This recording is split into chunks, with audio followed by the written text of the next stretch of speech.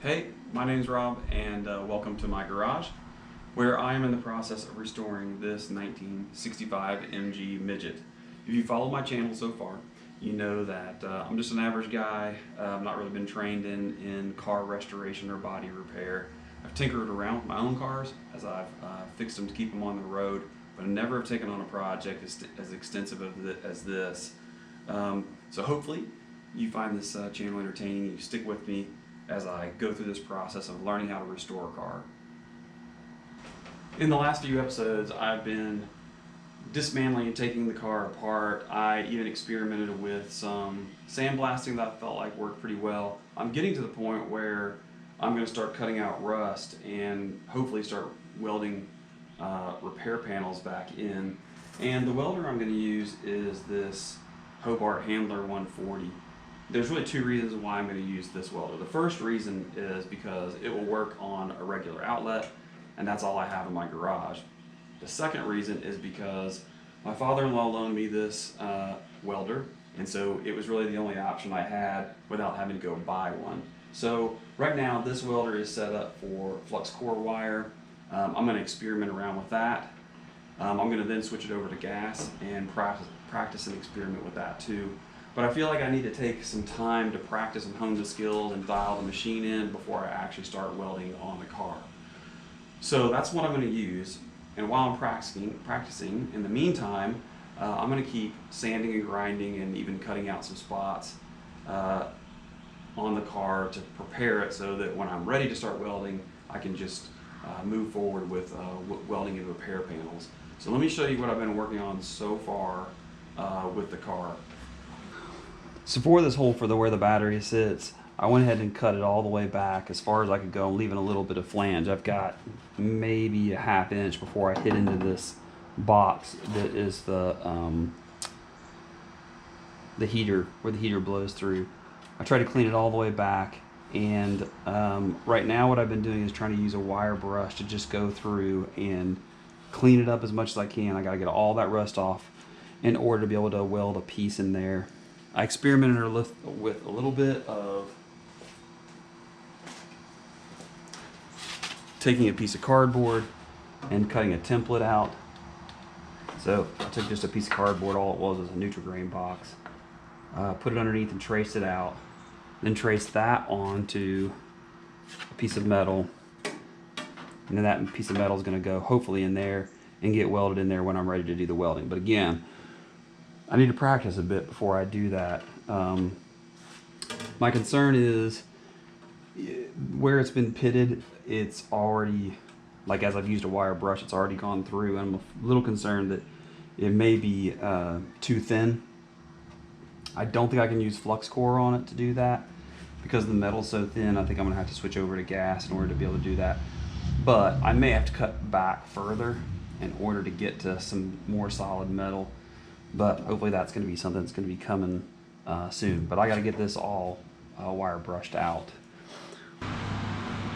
Another spot I've been working on is there was a rust hole right here, and you can already see I've cut it and squared it off.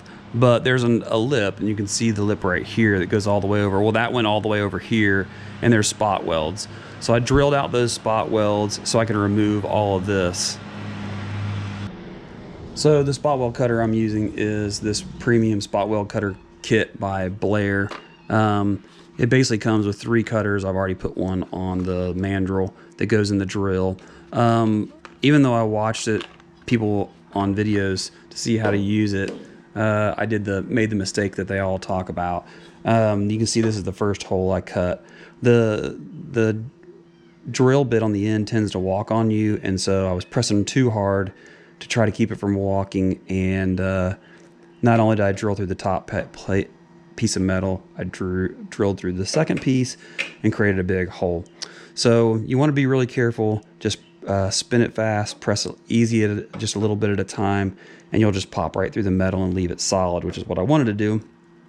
So I'm gonna have to fill that hole back in, but I also discovered that underneath here was more rust underneath that. So I'm gonna have to fix that part anyway. So I have to fix that part first, then cut this piece and leave a flange that I can drill holes in and be able to hopefully spot weld it back in.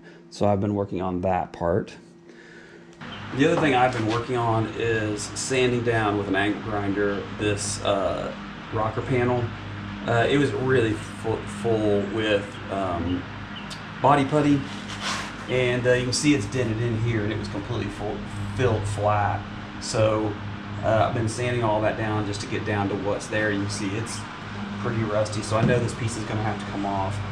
But now I'll be able to take the spot welder and go through and drill these out. And I'm going to have to cut this part too to see what's going on there, but I want to be able to get to where I can take this rocker panel off, this outer rocker panel off, so I can get to what's underneath that to see how bad it is. I think I'm going to try to focus just on one side at first and see how that goes. So I have been grinding on that to get down to closer down to the metal. So the other thing that I've been working on is to continue cleaning out this floor. So it had been painted with this rubber sealant, basically to seal holes like this. And so I've been chipping away at that, trying to get down to find out what metal's there. This side's more solid than the other side for sure. The other side will definitely have to be replaced. So I'm going to keep chipping away at that and grinding around on that. The front, in the front part in front of that support beam, it's pretty coated. Matter of fact, I'm guessing that there may be a piece of metal just welded or screwed in and then sealed over the top. But I'll have to just get in there and scrape away at it and see what's there. So I'm going to continue to work on that part too. So I know this is kind of a short episode. Honestly, my biggest thing right now is just practicing and honing my skills with the welder, and at the same time just keep stripping things off. I think this next week I'm actually going to try to build a wooden cart that has wheels on it. I'm ready to basically get everything off of it. The front suspension, the front and rear axles, all that stuff. I want to get all that stuff off of it.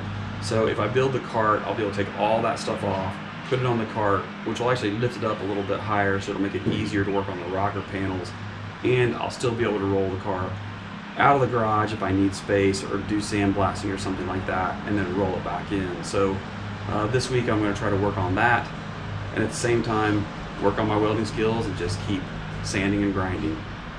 So keep following me and see how it goes.